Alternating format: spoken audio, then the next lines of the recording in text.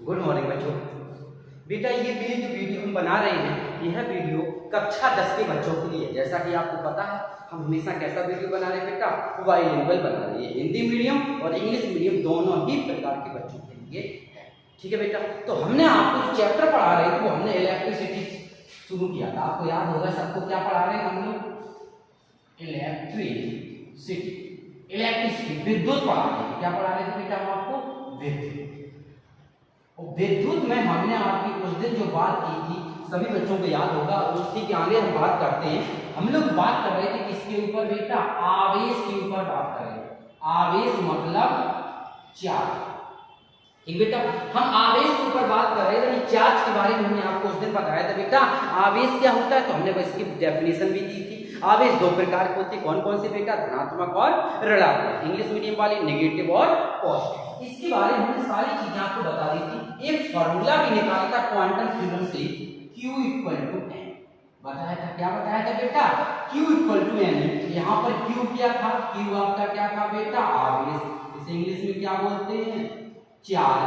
ये n क्या था? n को हम बोलेंगे नंबर ऑफ इलेक्ट्रॉन। क्या बोलेंगे बेटा? Number of electron. ठीक है, नंबर ऑफ इलेक्ट्रॉन्स। और हिंदी में क्या बोलेंगे?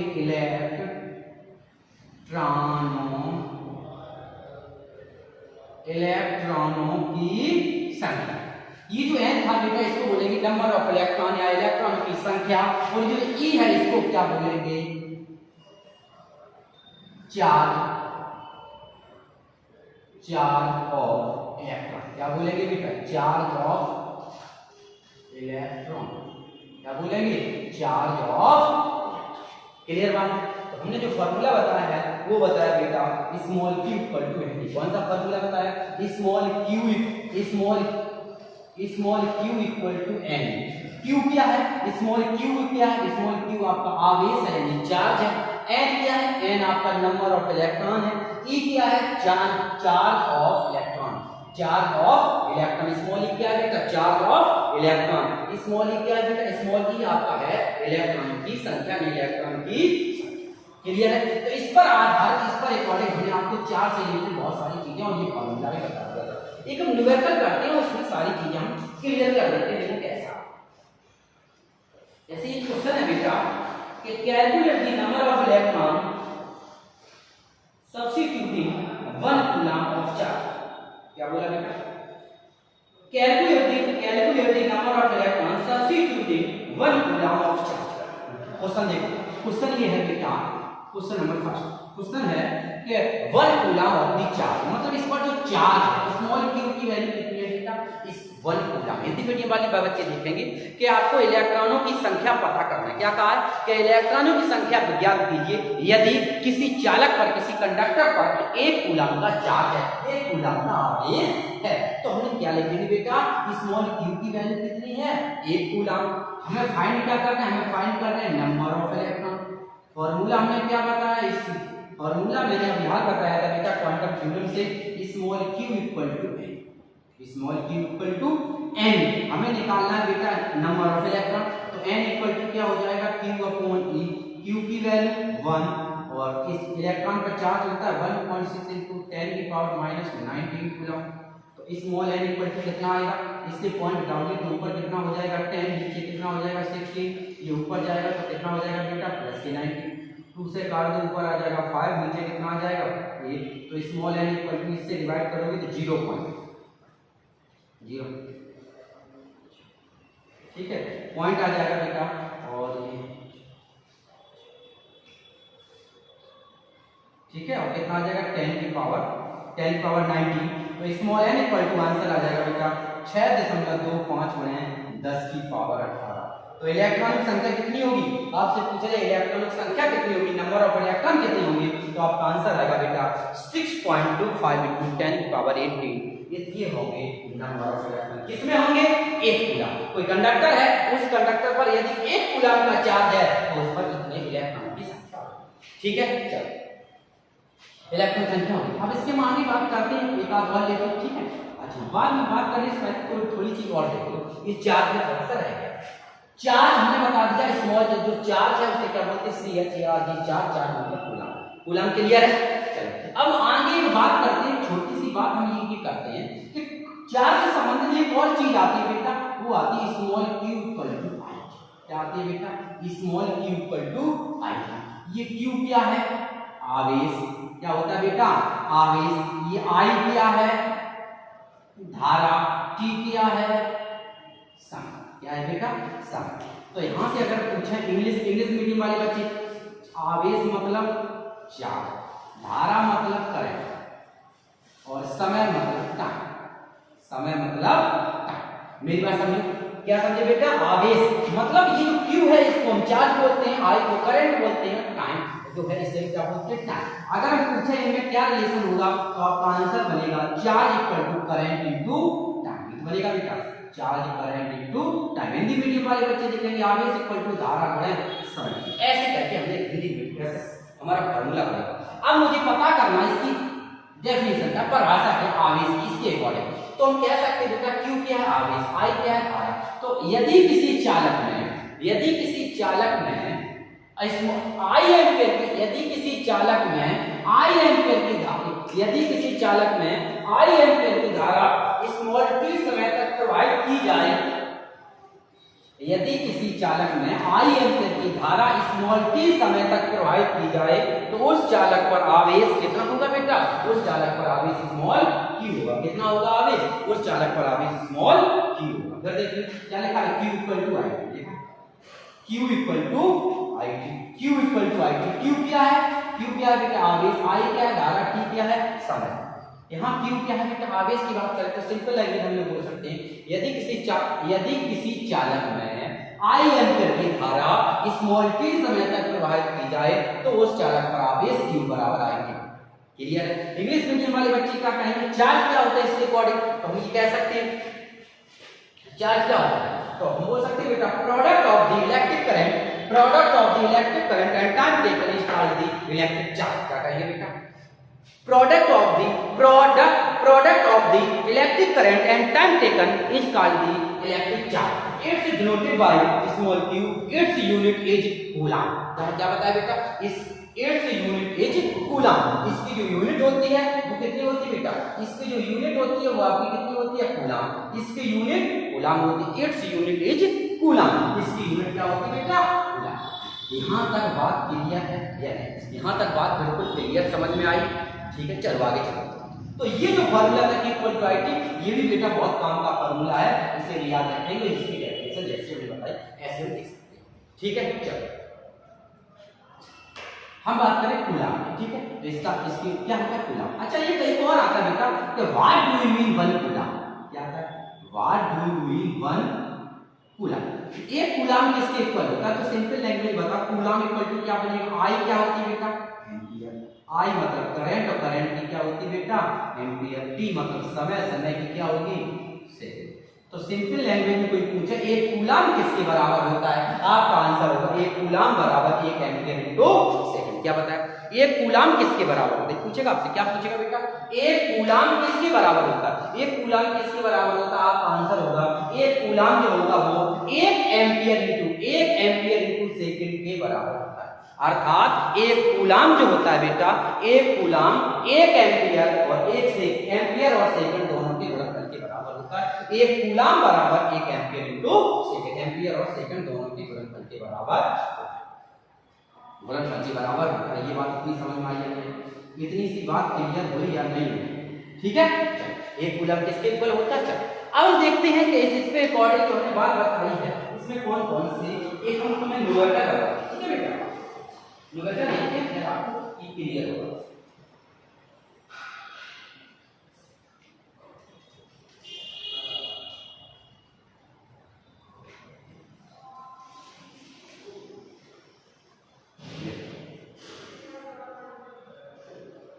क्या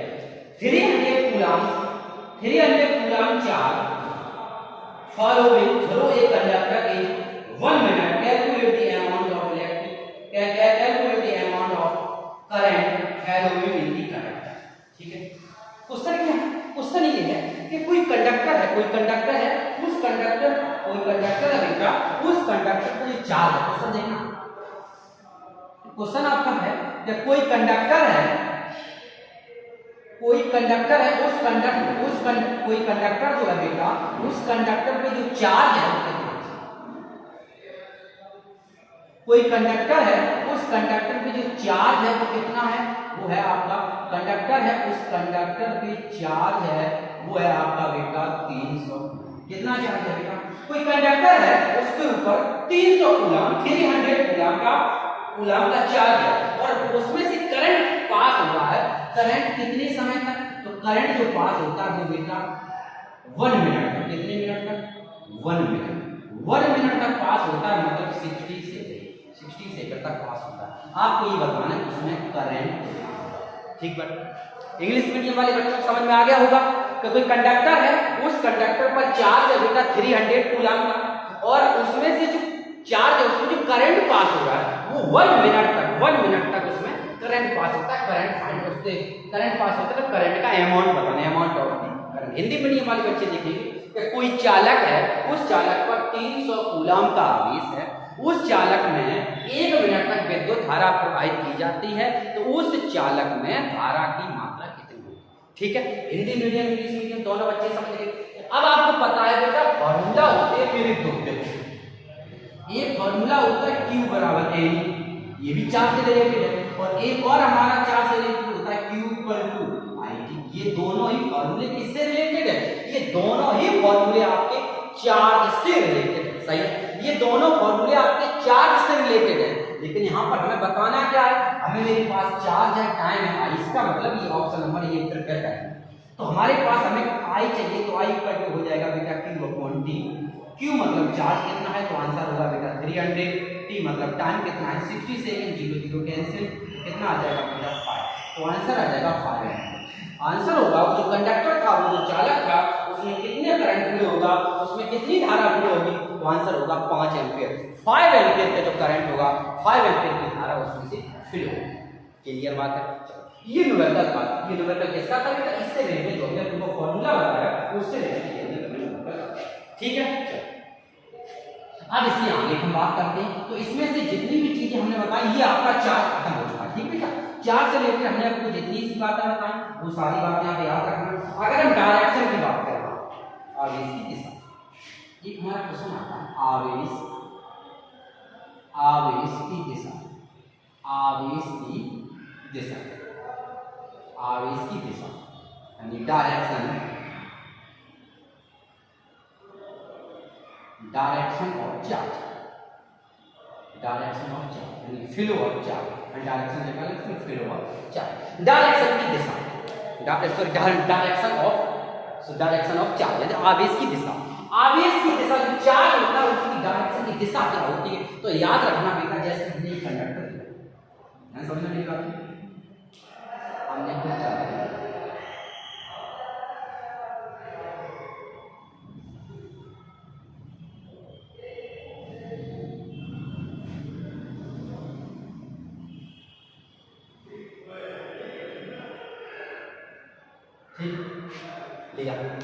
इसमें से क्या होता है बेटा कि ये इस तरफ से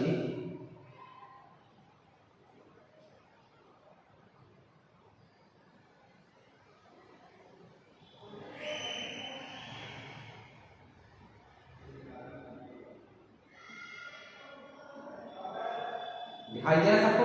ठीक है, ये जो हमने ब्लैक कलर से यहाँ पर आपकी शो हो रही है, ये क्या है, ये आपकी मूव कर रही है। क्या मूव कर रही है, तो याद रखना ये यहाँ पर है, ये जो ब्लैक कलर से दिखाई गई ये डायरेक्शन दिखाई गई, किसकी डायरेक्शन, इलेक्ट्रॉन की। ये पॉइंट ए है, पॉइंट बी है। इसमें जो इलेक्ट्रॉन दौड़ रहे हैं वो हम ये कह सकते हैं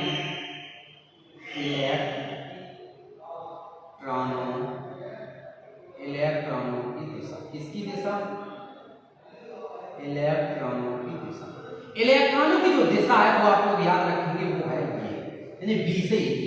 इलेक्ट्रॉनों की दिशा की बात करें, डायरेक्शन ऑफ इलेक्ट्रॉन, ठीक है, इंग्लिश में लिख देना, शॉर्ट में लिख देना, direction of electron, direction of electron. इलेक्ट्रॉनों की अगर दिशा बोले तो किधर से, बी से ए की, इलेक्ट्रॉन इधर आ रहे हैं, तो याद रखना इलेक्ट्रॉन जिस डायरेक्शन जाते हैं उसके अपोजिट डायरेक्शन हमेशा करंट फ्लो होता है। तो करंट की अगर बात करें, धारा, धारा किधर जाएगी, धारा मतलब करंट, धारा किधर जाएगी, तो आपका आंसर होगा बी से बी।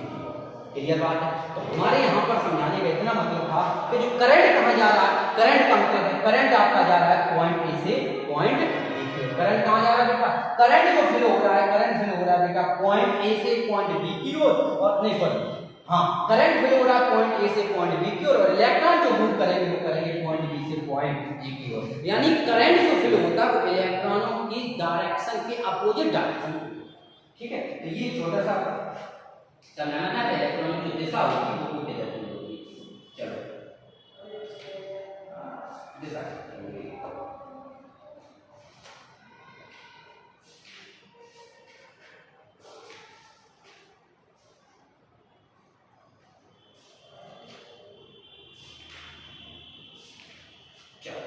क्लियर। आज के आगे बात करें, हम बात करते इलेक्ट्रॉनों की दिशा हो गई। अब हमने जो चार्ज पढ़ा था बेटा वो चार्ज हमने आपको क्लियर करा। ठीक है, चार्ज हमने क्लियर हो गया। अब छोटी छोटी चीजें हमारे पास की हमारी कौन कौन सी है, सबसे पहले हम लोग पढ़ते हैं, सबसे पहला वो है विद्युत। विद्युत विभव क्या पढ़ेंगे बेटा, विद्युत विभव। विद्युत विभव मतलब क्या बोलते हैं उसे, हम उसे बोलते हैं इलेक्ट्रिक पोटेंशियल।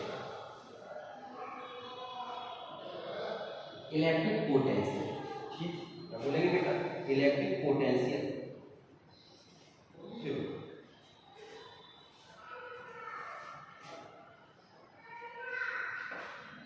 ठीक है, इलेक्ट्रिक पोटेंशियल हम लोग पढ़ते हैं बेटा। विद्युत विभव क्या होता है, इंग्लिश बोलते हैं इलेक्ट्रिक पोटेंशियल।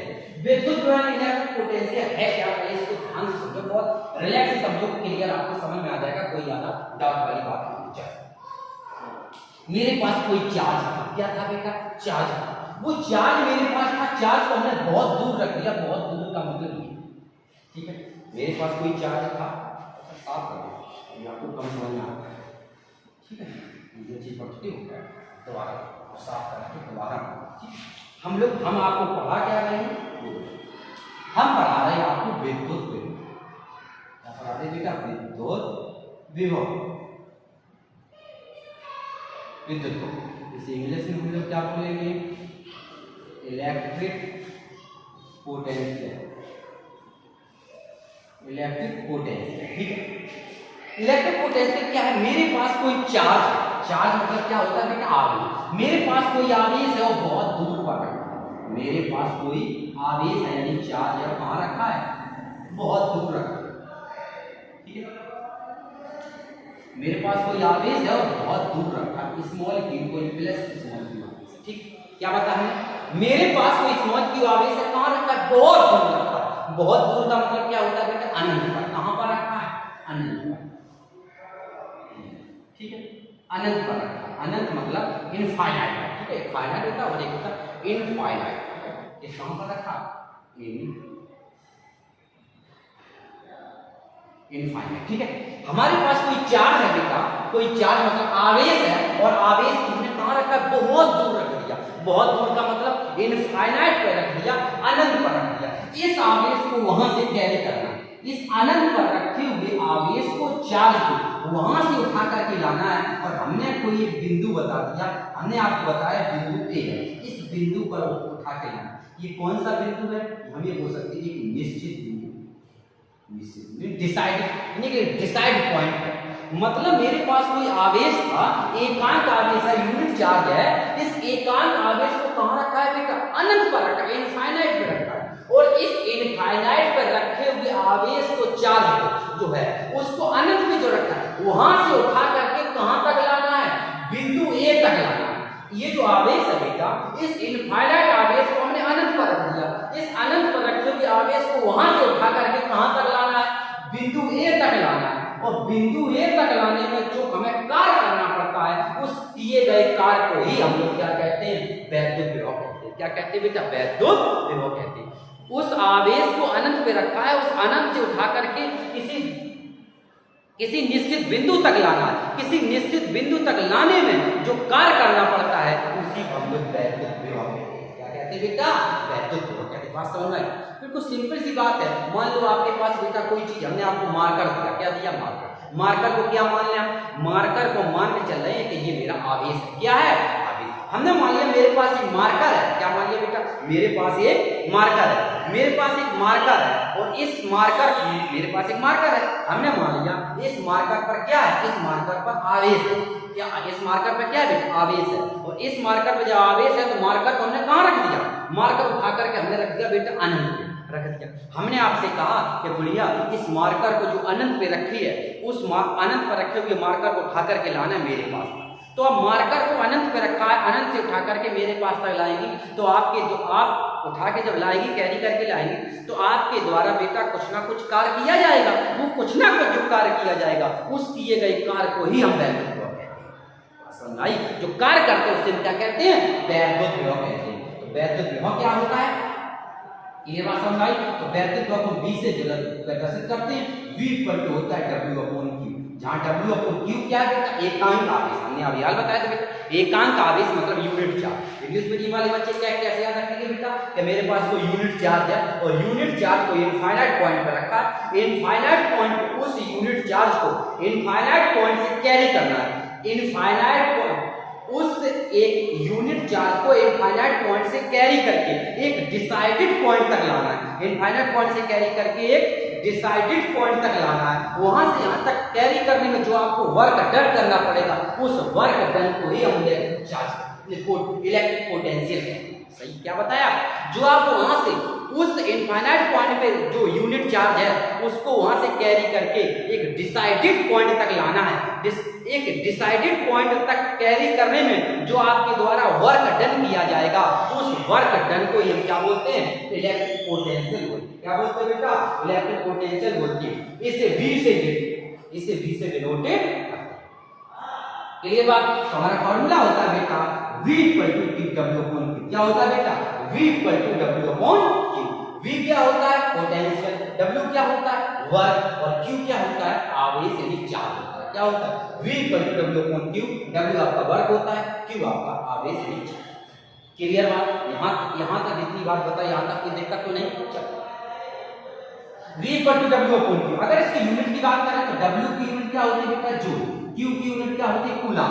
तो जूल पर कूलम। तो याद रखना, वैसे इसकी V को होती है वोल्ट होती है। तो याद रखना एक जूल पर कूलम, एक जूल पर कूलम किसके इक्वल होता है, याद रखना एक वोल्ट के इक्वल होता है। किसके इक्वल होता है, एक वोल्ट के इक्वल होता है। आपसे बहुत बार पूछा जाता है what do you mean 1 volt. क्या पूछा जाता है बेटा, what do you mean 1 volt. What do you mean 1 volt. तो आपका आंसर होगा कि what do you mean 1 volt का मतलब होता है 1 जूल पर कूलम। 1 जूल पर coulomb is called 1 volt. 1 volt जो होता है, जो 1 वोल्ट है बेटा, वो 1 वोल्ट 1 जूल पर कूलम के इक्वल होता है। किसके इक्वल होता है बेटा, 1 जूल पर कूलम के। क्लियर बात। 1 जूल पर कूलम के क्या होता है बेटा, इक्वल होता है। 1 जूल पर कूलम के इक्वल होता है, जो यहाँ पर हमने सारा वैल्यू पर दिखाई है। ठीक बात, कोई दिक्कत यहाँ तक। चलो ये सारी चीजें हो गई। अब हम बात करते हैं, ये क्लियर। अब हम बात करते हैं बेटा 1 जूल पर कूलम आ गया इलेक्ट्रिक पोटेंशियल। क्यों, क्योंकि हमने आपको बता दिया बेटा W हमारा जूल होता है। W मतलब जूल और Q मतलब चार्ज, चार्ज मतलब कूलम। तो इसका जो यूनिट होगी जूल पर कूलम, और जूल पर कूलम को हम क्या बोलते हैं बेटा, वोल्ट बोलते हैं। हिंदी मीडियम वाले बच्चे याद रखेंगे कि वैद्युत विभव को V से प्रदर्शित करते हैं। इसका मतलब क्या होता है बेटा, वोल्ट होता है। कोई पूछे 1 वोल्ट किसके बराबर होता है, किसके समतुल्य होता है, तो आपका आंसर होगा 1 वोल्ट जो होता है बेटा, 1 वोल्ट जो होता है, 1 वोल्ट आपका 1 जूल प्रति कूलम के बराबर होता है। क्या पता है 1 वोल्ट किसके बराबर होगा, तो आपका आंसर होगा 1 वोल्ट 1 जूल प्रति कूलम के बराबर होता है। किसके बराबर होता है बेटा, 1 जूल प्रति कूलम के। तो जितनी चीजें हमने यहाँ पर बताई सारी चीजें आपको क्लियर समझ में आई। ठीक है, चलो ठीक है, चलो तो आपका इतना हो गया बेटा इलेक्ट्रिक पोटेंशियल। ठीक है, अब हम बात करते हैं इलेक्ट्रिक पोटेंशियल में हम लोग सारी चीजें देख चुके हैं। अच्छा चलो एक छोटी सी बात बताती है पोटेंशियल। अच्छा हम लोग 4 समझे, 4 से लेकर 1 एक और आता है रेजिस्टेंस। क्या आता है बेटा? रेजिस्टेंस। हिंदी में क्या बोलते हैं? प्रतिरोध। क्या बोलते हैं बेटा? रेजिस्टेंस। रेजिस्टेंस को हिंदी में क्या बोलते हैं? प्रतिरोध। प्रतिरोध होता क्या है? प्रतिरोध की अगर हम बात करें, रेजिस्टेंस की अगर हम बात करें, रेजिस्टेंस यानी प्रतिरोध, रेजिस्टेंस यानी प्रतिरोध की अगर हम बात करें तो मेरी एक छोटी सी बात याद रखना। सबसे पहले तो एक सबसे पहले नियम पढ़ेंगे बेटा। क्या पढ़ेंगे? हम लोग पढ़ेंगे ओम का नियम। ठीक है, फिर इससे रिलेटेड सारी चीजें पढ़ेंगे। ओम का नियम इंग्लिश मीडियम वाले पर बच्चे लिखेंगे ओम से ओम से। हम लोग पढ़ते हैं बेटा ओम का नियम यानी ओम से। क्लियर बात? क्या बताया बेटा? हम आपको पढ़ा रहे हैं बेटा ओम का नियम, ओम से है पहले समझो।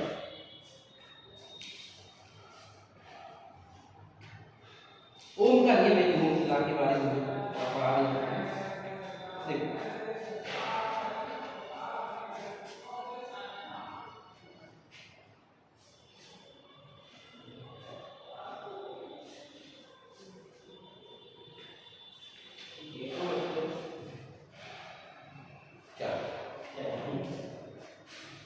ओम से देखो ओम सामने क्या बताया था? मेरे पास कोई सर्किट है। क्या है बेटा? कोई मेरे पास सर्किट है। ठीक है, कोई सर्किट है। सर्किट का हिंदी में क्या बोलते हैं बेटा? परपथ है। कोई मेरे पास परपथ है और उस परपथ में क्या बह रही? विद्युत धारा बह रही, करंट फ्लो हो रहा है। ठीक है, तो उन्होंने बताया था क्या उनके अभी हमने आप क्या पढ़ाया था? वैद्युत। ओम साहब ने बताया था कि जो वैद्युत विभव है, क्या बताया? ओम साहब के अकॉर्डिंग, ओम साहब के नियम के अनुसार जो वैद्युत विभव है वो उस परपथ में उस कंडक्टर में जो करंट फ्लो होता है उसके डायरेक्टली प्रोपोर्शनल होता है। इसके प्रोपोर्शनल ओम साहब के अनुसार, ओम के नियम के अनुसार हम लोग सिंपल लैंग्वेज में ये कह सकते हैं, ओम के नियम के अनुसार हम सिंपल लैंग्वेज में ये कह सकते हैं बेटा कि किसी चालक के सिरों पर उत्पन्न विभवांतर, पहले हिंदी मीडियम वाले बच्चे समझेंगे, किसी चालक के सिरों पर उत्पन्न विभवांतर तथा उसमें प्रवाहित धारा, किसी चालक के सिरों पर उत्पन्न विभवांतर तथा उसमें प्रवाहित धारा एक दूसरे के अनुक्रमानुपाती होते हैं। चाहे ऐसा कह सकते हैं किसी चालक के सिरों पर उत्पन्न विभवांतर उसमें प्रवाहित धारा के अनुक्रमानुपाती। अब बात याद रखें क्या बताया? किसी चालक के सिरों पर उत्पन्न विभवांतर तथा उत्पन्न विभवांतर कौमा उस चालक में यानी उस परपथ में प्रवाहित धारा के अनुक्रमानुपाती होता है। इंग्लिश मीडियम वाले बच्चे याद रखेंगे कि electric potential between both corner directly proportional follow यानी उसमें करंट फ्लो होता है, flow of the current of electric circuit, या बोल सकते हैं कंडक्टर ऑफ कंडक्टर। यानी क्या बताया हमने बताया बेटा आपको क्या इलेक्ट्रिक पोटेंशियल बोथ साइड या both corner, electric potential both corner directly proportional conductor of passing the electric current. Conductor में जो करंट पास होता है उसके इलेक्ट्रिक पोटेंशियल कैसे होता है बेटा? डायरेक्टली प्रोपोर्शनल होता है। According to Ohm's law electric potential directly proportional passing the electric current passing the electric current of, या इन किसकी बात करें? एनी कंडक्टर बोल दो या इलेक्ट्रिक सर्किट बोल दो, किसी भी चीज को बोल सकते हैं। तो हमने कितनी बात बताई कि जो हमारा इलेक्ट्रिक पोटेंशियल होता है वो डायरेक्टली प्रोपोर्शनल होता है। Electric potential directly proportional pass the electric current के डायरेक्टली प्रोपोर्शनल। क्लियर बात?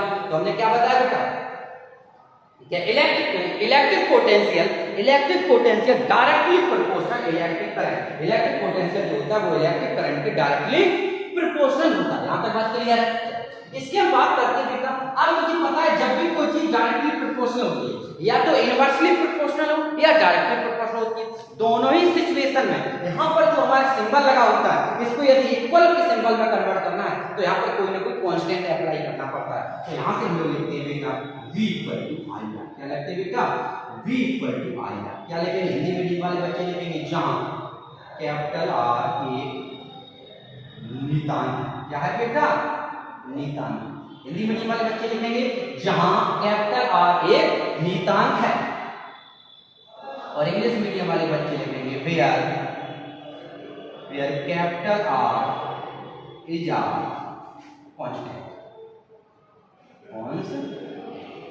ओके, क्या बताएं? हिंदी मीडियम वाले बच्चे लिखेंगे जहां कैपिटल आर एक नितांक है, इंग्लिश मीडियम वाले बच्चे लिखेंगे where capital R is a constant. Capital R एक कांस्टेंट है। आगे देखो, हम बात करते हैं जहां कैपिटल आर एक नितांक है, जिसे हम क्या कहते हैं?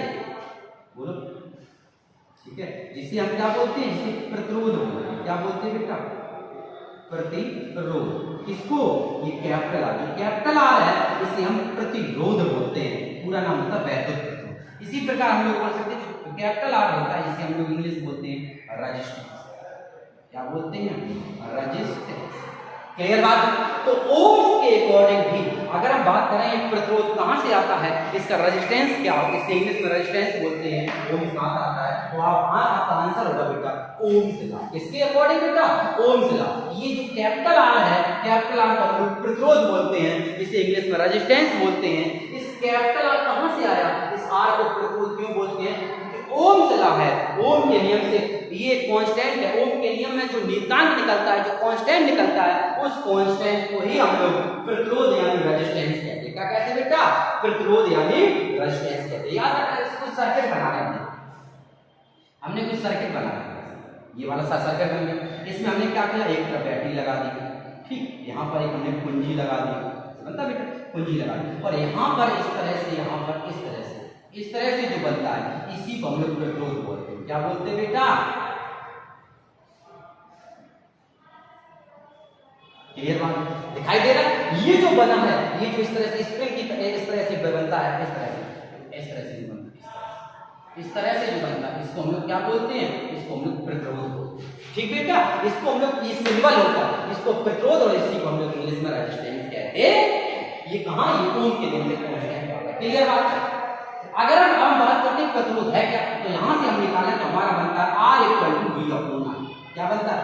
R equal to V upon I। ये जो R है इसी को हम लोग क्या बोलते हैं बेटा? प्रतिरोध बोलते हैं। क्या बोलते हैं बेटा? प्रतिरोध। इसी की यूनिट की बात करें, कैपिटल R प्रतिरोध है, इसे इंग्लिश में क्या बोलते हैं बेटा? रेजिस्टेंस। रेजिस्टेंस क्या बोलते हैं भाई साहब? और रेजिस्टेंस बोलते हैं विषय, रेजिस्टेंस प्रतिरोध बोलते हैं। अब हम बात करते हैं बेटा इसका मात्रा क्या है, इसकी यूनिट क्या होगी? Unit of resistance. क्या बोलेंगे? Unit of resistance. Unit of resistance की अगर बात करें तो मुझे पता है कैपिटल R इक्वल टू क्या होता है बेटा? V हमारा होता है वोल्ट, मतलब विभव होता है, तो इसका मात्रक क्या होता है बेटा? वोल्ट। इसका मात्रक होता है वोल्ट, और नीचे I मतलब एम्पीयर, I मतलब धारा है, इसका मात्रक क्या होता है? एम्पीयर। तो याद रखना वोल्ट प्रति एम्पीयर होता है, प्रतिरोध का मात्रक क्या होता है बेटा?